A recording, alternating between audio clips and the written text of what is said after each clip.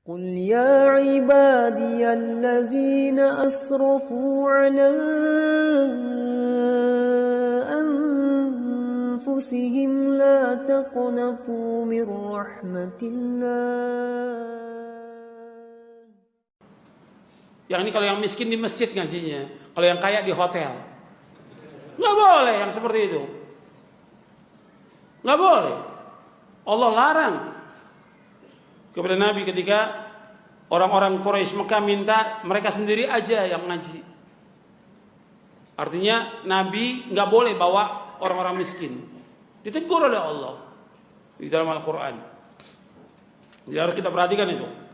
Kita harus betul-betul nuntut ilmu karena Allah. Dunia ini jangan dipakai main. Dunia ini memang tempat permainan. Dunia ini tempat permainan. Tapi maksud saya agama jangan dipakai main agama ini. Dunia memang tempat permainan. Jadi ingatkan kita supaya kita serius dalam kita beragama ini. Nggak bisa kita main-main. Kemudian ikhwani fiddin, azakumullah. Yang tadi itu saya mau tunjukkan pada antum tentang yang tadi, yang orang ini bikin kajian khusus orang-orang kaya aja. Orang miskin nggak boleh. Ini tertipu, ini dai-nya juga tertipu dengan orang kaya. Saya bacakan hadisnya, ya.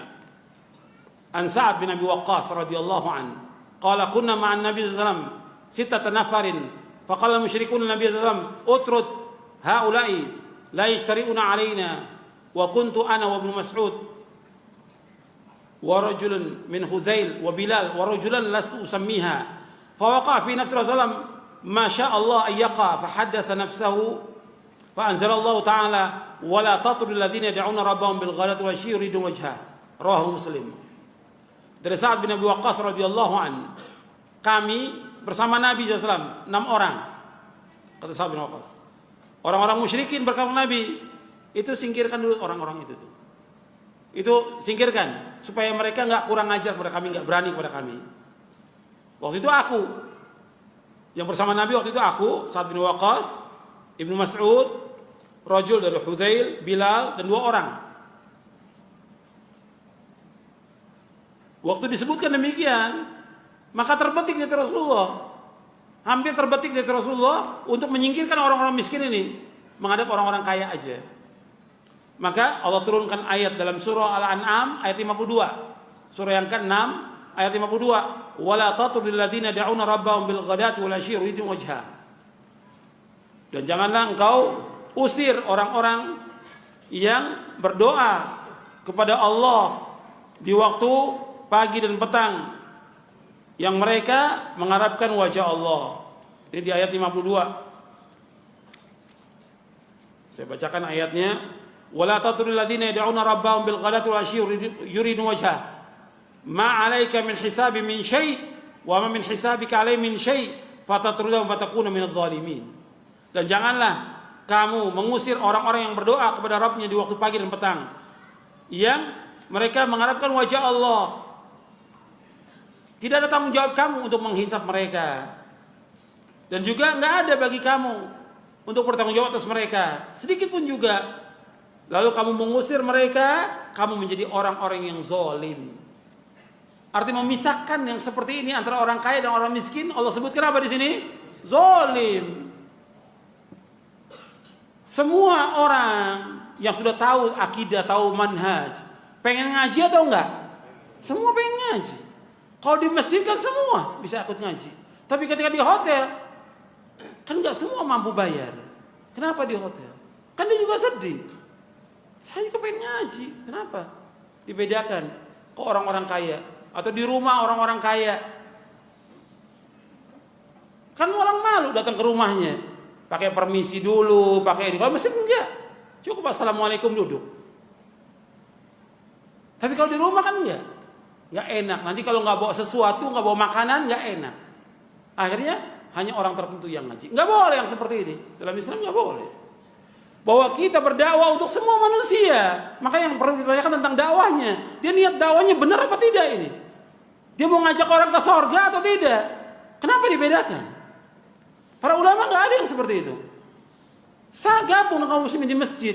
Nggak ada bedanya.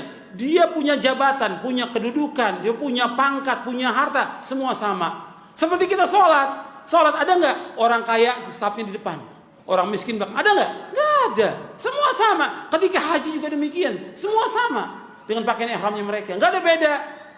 Nuntut ilmu, semua juga sama. Nggak ada orang kaya depan ustadz, orang miskin belakang. Nggak ada. Semua sama. Ini ibadah kepada Allah. Begitu juga ngaji. Ngaji ibadah bukan? Ngaji ibadah, nuntut ilmu ibadah, nggak boleh dibedakan. Ini juga peringatan kepada ustadz-ustadznya juga ini. Orang-orang kaya dan ustadz nggak boleh dibedakan. Juga kepada panitia pengajian. Ini panitia pengajian juga punya masalah juga ini. Ya, karena yang bikin masalah juga banyak panitia pengajian. Yang bikin porak-poranda di antara salafin juga panitia pengajian. Yang ngadu domba juga di antara mereka. Maka mereka harus tobat kepada Allah dan sadar. Tobat kepada Allah. Bahwa ngaji untuk semua yang gabung bersama kaum muslimin di masjid Allah, biar kelihatan turunnya rahmat Allah, barokahnya, manfaatnya dan nikmatnya kita duduk di masjid Allah SWT. Makanya Syekh Utsaimin rahimahullah memberikan komentar tentang hadis ini di dalam kitab Riyadhus Shalihin. Kata beliau begini,